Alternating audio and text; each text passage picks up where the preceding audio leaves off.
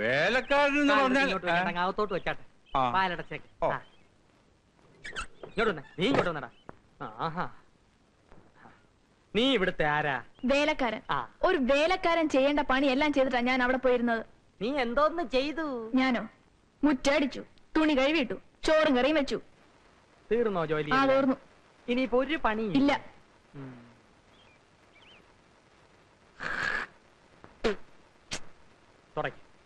ചേട്ടൻ എന്ത് പണിയായി കാണിച്ചത്? തുപ്പി. മുറ്റത്ത് തുപ്പാൻ മേലായിരുന്നോ? എനിക്കിപ്പോ ഇവിടെ തുപ്പാനാണ് തോന്നിയത്. എവിടെയാണെങ്കിലും തുപ്പുക എന്നുള്ളത് എന്റെ ജോലി, അത് തുടയ്ക്കുക എന്നുള്ളത് നിന്റെ ജോലി. കാരണം നീ ഇവിടുത്തെ വേലക്കാരനാണ്. തുടക്കടാ, തുടക്കടാ.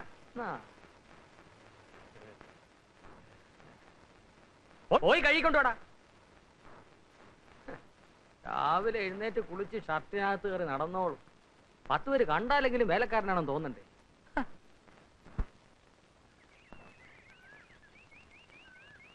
ഈ ഒരു കാര്യത്തില് ഞാൻ റഹ്മാനെ സമ്മതിച്ചിരിക്കുക. ഇത്ര ചുരുങ്ങിയ സമയത്തിനുള്ളില് ഇഷ്ടപ്പെട്ട സ്ഥലത്തേക്ക് ഒരു ട്രാൻസ്ഫർ എന്നൊക്കെ പറഞ്ഞു കഴിഞ്ഞാൽ അത് ആഭ്യന്തരമന്ത്രിയുടെ ഡ്രൈവർ നമ്മൾ അലിയച്ചാരാണ് സാർ. ഒരു ട്രാൻസ്ഫറിനെങ്കിലും പ്രയോജനപ്പെട്ടില്ലേ പിന്നെ പണ്ട് പെങ്ങളെ കെട്ടിച്ചോടത്തോണ്ട് എന്താ കാര്യം? അത് ശരിയാ. മണ്ണ് ഇത്ര ഇട്ടാ മതിയോ സാർ? ആ മണ്ണ് കുറച്ചുകൂടെ വേണം. തെക്കേ മൂലയ്ക്ക് കുറച്ച് മണ്ണിന്റെ കുറവുണ്ട്. ഉള്ളത് പറഞ്ഞാൽ ഈ മണ്ണും ചെടികളൊക്കെ നാട്ടുകാർ സംഭാവന എന്നാന്ന് പറയുമ്പോ വിശ്വസിക്കാൻ പ്രയാസമുണ്ട്. ചോദിക്കേണ്ടത് ചോദിക്കേണ്ട സമയത്ത് ചോദിക്കേണ്ട രീതിയിൽ ചോദിച്ചാൽ ആരും തരും റഹ്മാൻ. പക്ഷേ ചോദിക്കാൻ പഠിക്കണം. പോലീസുകാരെ ചോദിക്കാൻ ആരെങ്കിലും പഠിപ്പിക്കണോ സാറേ? അവന്റെ ജന്മം തന്നെ ചോദിച്ചു മുടിയാനുള്ളതല്ലേ? ഇൻസ്പെക്ടർ സാറേ, അവിടുന്ന് മനസ്സ് വിചാരിച്ച് എന്തെങ്കിലും ചെയ്തു തന്നേ പറ്റൂ. കൊച്ചെ നീ കാര്യം പറ്റി തുറന്നു പറ. തലയും വാലില്ലാതെ അദ്ദേഹം എന്തെങ്കിലും ചെയ്യണം എന്ന് പറഞ്ഞാൽ എന്താ മനസ്സിലാക്കേണ്ടത്? അതൊക്കെ അദ്ദേഹത്തിന് അറിയാം. ഞാൻ ഒരാഴ്ചയായിട്ട് പുറകെ നടക്കല്ലേ സാറേ. റഹ്മാൻ, സ്വന്തം അനിയനെ വീട്ടുപറമ്പിൽ നിന്ന് പുറത്താക്കണമെന്നാണ് പരാതി. ഒരമ്മയുടെ വയറ്റിൽ നിന്ന് വന്നവർ തമ്മിൽ ഇങ്ങനെ കലയിക്കുന്നത് ശരിയാണെന്ന് ചോദിക്കും. ഒരമ്മയുടെ വയറ്റിൽ നിന്ന് വന്ന മാതിരി അല്ല സാറേ അവന്റെ കയ്യിലിരിപ്പ്. നിങ്ങളുടെ കയ്യിലിരിപ്പ് ചെയ്യില്ലെന്നാണ് അയാളുടെ പരാതി. സാർ ഞാൻ പറയുന്നത് വിശ്വസിക്കും. എനിക്ക് വേണ്ടി ഇതൊന്ന് ചെയ്തു തന്നേ പറ്റൂ. സാറിന് പുണ്യം കിട്ടും. പുണ്യമല്ലാതെ എന്ത് കിട്ടും? അദ്ദേഹം ചോദിക്കുന്ന കേട്ടില്ലേ? പുണ്യമല്ലാതെ എന്ത് കിട്ടും? എന്ത് കൊടുക്കും? അയ്യോ, ഞങ്ങള് പാവത്തുങ്ങളാ സാറേ. ഒരു 500 രൂപ കൊണ്ടൊന്നെല്ലാം ശരിയാകാം എന്ന് വേണമെങ്കിൽ എനിക്ക് പറയാം. പക്ഷെ ഞാനത് പറയില്ല. അത് സാറ് ചോദിക്കും. പിന്നെ നന്നായി ആലോചിച്ച് പറ. സാറിന്റെ മനസ്സ് തുറന്ന് പറഞ്ഞാലല്ലേ എനിക്ക് എന്റെ മനസ്സ് തുറക്കാൻ പറ്റൂ. എന്ത് പണി ചെയ്താ നിങ്ങൾ കഴിയുന്നത്? 5-8 പശുക്കളുണ്ട് സാറേ. അതിന്റെ പാല് വിറ്റാ ഞങ്ങൾ കഴിയുന്നത്. പാല് നിങ്ങൾ എടുത്തോ? ചാണകഞ്ഞുണ്ടോ? ചാണകോ? ഈ സമയത്ത് കുറച്ച് ചാണകപ്പൊടിയുടെ കറികളുണ്ടല്ലോ. ഈ ചെടികളുടെ ഗെറ്റപ്പ് വേറെ ആയിരിക്കും. അയ്യോ, ചാണകം എത്ര വേണേലും കൊണ്ടുവരാം. റഹ്മാൻ സാർ, ചോദിച്ചു വാങ്ങുന്നത് എന്തും കൈക്കൂലിയാണെന്നാണ് അമ്മ പറയാറുള്ളത്. അപ്പൊ ആ നിലയ്ക്ക് ചാണകവും കൈക്കൂലിയാണ്. ഇപ്പോഴാണ് സാർ എനിക്കൊരു കാര്യം ബോധ്യമായത്. ചോദിക്കേണ്ടത് ചോദിക്കേണ്ട രീതിയിൽ ചോദിക്കേണ്ട സമയത്ത് ചോദിച്ചാൽ ചാണകവും കിട്ടുമെന്ന്. റഹ്മാൻ സാർ, മനോരമ വേണോ? വേണോ? അതിനെ ഞാൻ ഇത്ര നേരം കാത്തിരുന്നേ. ഒന്ന് താന്നേ. ആ ജോൺസന്റെ നോവൽ വായിച്ചിട്ട് ഉടനെ അങ്ങ് തരാലോ. പ്ലീസ് ഒന്ന് താന്നേ. പ്ലീസ് ഒന്ന് താന്നേ. പ്ലീസ്, ഞാൻ വായിച്ചിട്ട് ഉടനെ തരാം.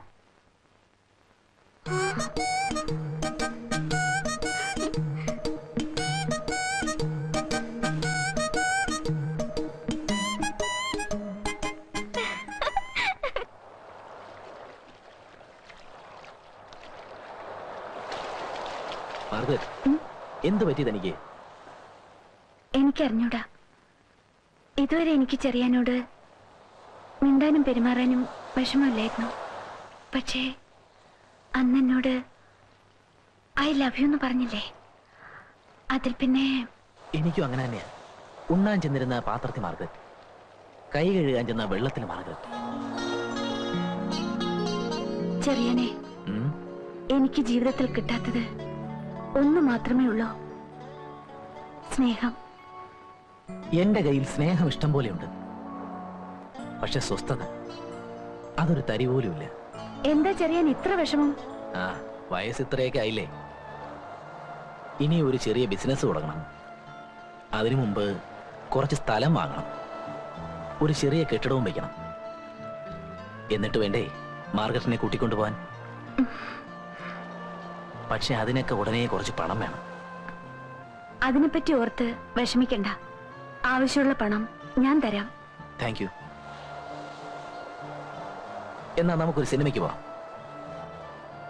ചെറിയന് വേറെ ഒന്നും എന്നോട് പറയാനില്ലേ?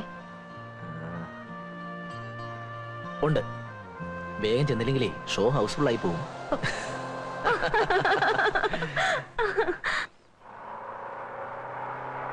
എല്ലാം കൂടെ നീ എടുക്കണ്ട, ആ പാക്കറ്റ് ഞാൻ തരാം. വേണ്ട ഏട്ടാ, ഞാൻ വെച്ചോളാം. ചേട്ടന് മാത്രമേ ഉള്ളൂ എന്നോട് ഇത്രയും സ്നേഹം.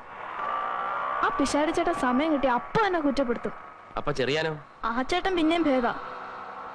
അയ്യരെങ്ങനെയുണ്ട്? അങ്ങേരെ ആള് പോവാ, പക്ഷെ എന്നെ ഭയങ്കര പേടിയാ. എപ്പോഴും എന്റെ കൈയും കാലും കാണിച്ചോണ്ടിരിക്കണം. അങ്ങേരെ വീട്ടിലേക്ക് ഒരു സാധനവും മേടിക്കത്തില്ല കേട്ടോ, എല്ലാം നമ്മുടെ വീട്ടിൽ നിന്ന് ഓസാ. ഏതായാലും നീ ആരെയും വെറുപ്പിക്കണ്ട. അവരെല്ലാം നിന്നെ പറ്റി നല്ലത് പറയുന്ന കേൾക്കാനാ എനിക്കിഷ്ടം. ചേട്ടൻ ഇന്ന് വീട്ടിൽ പോയിട്ട് ഇനി എന്ന് വരും? 2 ദിവസത്തിനുള്ളിൽ. വീട്ടിലാരൊക്കെ ഉണ്ട്? 2 കുഞ്ഞുങ്ങള്. യോ, ചേട്ടൻ കല്യാണം കഴിച്ചാളാണോ? കല്യാണമൊന്നും കഴിച്ചിട്ടില്ല, പക്ഷെ 2 കുഞ്ഞുങ്ങളുണ്ട്. എങ്ങനെയാന്നായിരിക്കും? എന്റെ അച്ഛനും അമ്മയും. ഇതിന്റെ ഒന്നും ആവശ്യപ്പെടില്ല.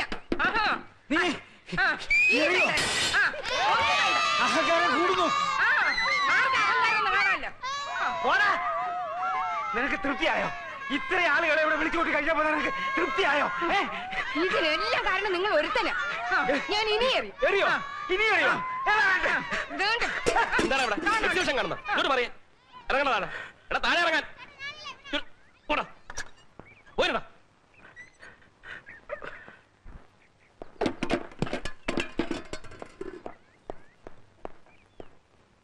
ഇന്ന് ഹരികഥാ കാലക്ഷേപം നേരത്തെ തുടങ്ങിയോ? എന്റെ അമ്മേ, എന്റെ അച്ഛ, എന്തിനാ എന്റെ മാനം ഇങ്ങനെ കപ്പൽ കയറ്റുന്നത്? 1950 എന്ത് സംഭവിച്ചെന്നാ? 50 മോനെ, 54 നീലക്കുയിൽ റിലീസായ ദിവസം നിന്റെ അമ്മ സിനിമ കാണാനായിട്ട് ഒരുങ്ങി ഇറങ്ങിയപ്പോ സുഖമില്ലാതെ കിടന്ന എന്റെ അമ്മ പോകണ്ടാന്ന് പറഞ്ഞു.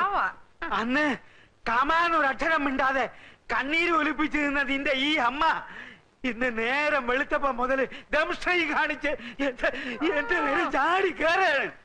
അമ്മേ, ഞാൻ ജനിക്കുന്നതിന് മുമ്പ് നടന്ന കാര്യം ജനിക്കുന്നതിന് മുമ്പ് തന്നെ തീർത്തുകൂടായിരുന്നോ? അതെങ്ങനെയാ? അന്ന് ഇങ്ങേര് സിംഹം അല്ലായിരുന്നോ? ഇന്നല്ലേ പൂച്ച പോലെ ആയത്. എന്നാലും കാത്തിരുന്ന് കസവും കൊണ്ട് കൊടുത്ത് ഞാൻ ആ സിനിമയൊന്ന് കാണാൻ പോവാന്ന് വെച്ചപ്പോ കളവി തള്ള എന്നാ ഞാൻ ഓടിക്കും.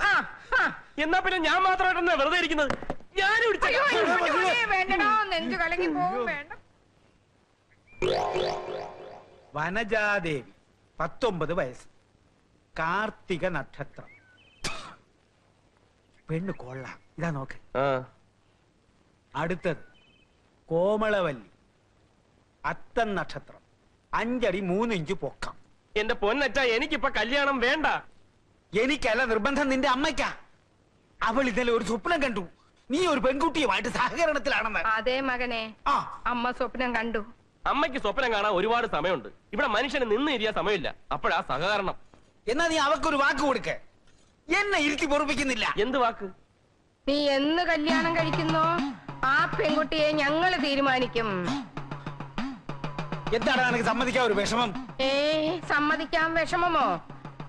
ഇല്ലാതെങ്ങാനും നീ ചിന്തിച്ചാലുണ്ടല്ലോ ഞാൻ ചത്തുകളയും. ഞാനും ചത്തുകളയും. മണ്ടയ്ക്കാട്ട് ഭഗവതിയാണ് പറയുന്നത്, ഞങ്ങള് തീരുമാനിക്കുന്ന പെൺകുട്ടിയെ നീ വിവാഹം കഴിച്ചില്ലെങ്കിൽ മകനെ നീ നട്ടം തിരിയും. നീ നട്ടം തിരിയും. ആഹാ, എവിടെ നിന്ന് കിട്ടിയ അയ്യരെ ഈ വേഷം? ഏതായാലും സംഭവം കലക്കിയിട്ടുണ്ട്. പേഷ്കാരായിരുന്നു എന്റെ ഗ്രേറ്റ് ഗ്രാൻഡ് ഫാദർ നാരായണയ്യർ. അദ്ദേഹത്തിന്റെ വേഷമാണ്. സ്റ്റഡി നിക്ക്. പേഷ്കാരുടെ വേഷം ഇട്ടാ പിന്നെ അയ്യർക്ക് ചിരി വരത്തില്ലേ? ക്യാമറയുടെ മുമ്പിൽ ചിരിക്കാൻ അല്ലേലും ഇത്തിരി ബുദ്ധിമുട്ടാണ്. ശരി, ഞങ്ങള് വാടക കുടിശ്ശിക തരാൻ പോകുന്നു എന്ന് വിചാരിക്കും. എന്നാ തന്നു എന്ന് വിചാരിക്കും. ഇത് തന്നെ തരം എടുത്തോ. ഇനി നമുക്ക് കേൾക്കാം. വാ, ഓമനക്കുട്ടൻ അവിടെ വിളിക്കേ. ഓമനക്കുട്ടാ. ദാ വരുന്നു. വന്നേ. വാ. നീ എന്തിനാ കയറി നിൽക്കുന്നത്? മാറ്. നിന്നെ ഇന്ന് ആ വ്യത്യാസമില്ല. കാരണം ഇന്ന് അയ്യരുടെ പിറന്നാളാണ്. ജീവിതത്തിൽ ഒരു പൈസ പോലും ചെലവാക്കാത്ത അയ്യർ നമുക്ക് വാങ്ങിച്ചു തന്നതുപോലെ തന്നെ പുതിയ ഡ്രസ് അവനും വാങ്ങിച്ചു കൊടുത്തിട്ടുണ്ട്. രാമന് നിന്നോ? കൈ എടുക്കട്ടോ. എടുത്തു. Thank you. 2 ദിവസത്തിനാ പ്രിന്റ് തരാം. എന്താ അയ്യരെ നമ്മുടെ പ്രോഗ്രാം? നമ്മുടെ ആഘോഷം എവിടെ തുടങ്ങുന്നു? നമ്മൾ നേരെ നമ്മുടെ വാഴത്തോപ്പിലേക്ക് പോകുന്നു. ഉച്ചവരെ അവിടെ അവിടെ വിട്ടാൽ രാത്രി 10 മണി വരെയുള്ള പ്രോഗ്രാം ഞാൻ ഫിക്സ് ചെയ്യും. എന്റെ കൂടെ നിന്നാ മതി. ചിലരൊക്കെ എടുത്തിട്ടുണ്ടല്ലോ അവസാനം കോട്ടും കോപ്പും. ഉണ്ട്. രാമ, ഞങ്ങൾ വരാൻ എന്തായാലും രാത്രി 10 മണിയാവും. നീ ഭക്ഷണമൊക്കെ കഴിച്ച് കഥ കടച്ച് കിടന്നു. ദാ ഇതിരിക്കട്ടെ, ചെലവാക്കണ്ട. എന്തെങ്കിലും അത്യാവശ്യം വന്നാ ദാ വരുന്നു.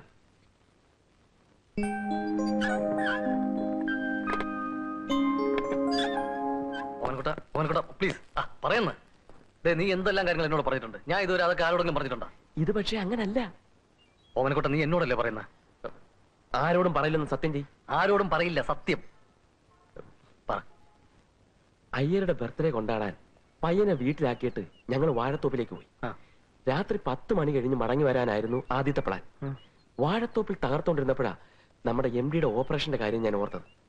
അവരോട് കൊണ്ടാടിക്കൊള്ളാൻ പറഞ്ഞിട്ട് കൃത്യം 5 മണിക്ക് ഞാൻ വീട്ടിൽ തിരിച്ചെത്തി.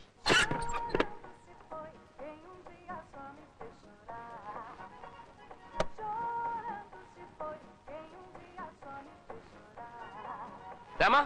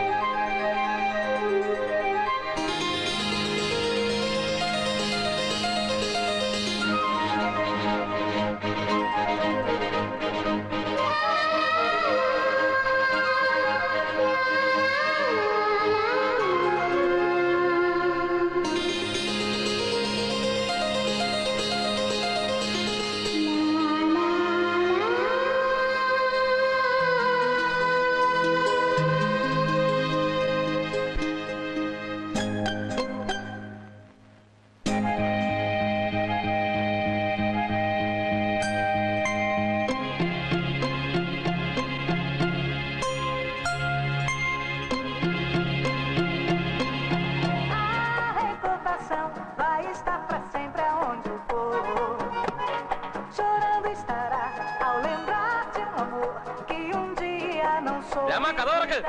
വരുന്നു.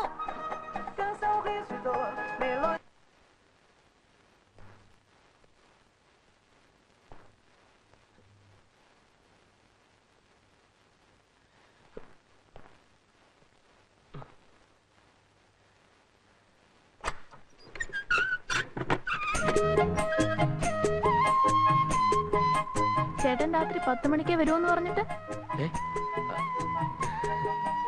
ദേ ചേട്ടൻ നല്ല വേർക്കുന്നു.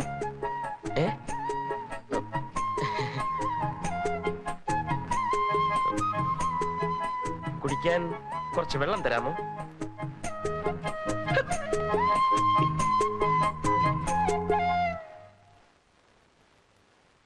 നീ ബാക്കി നടന്ന കാര്യങ്ങളൂടെ പറ.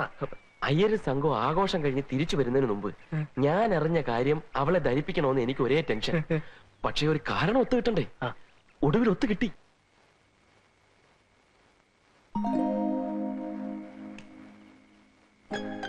അതെ, പിന്നെ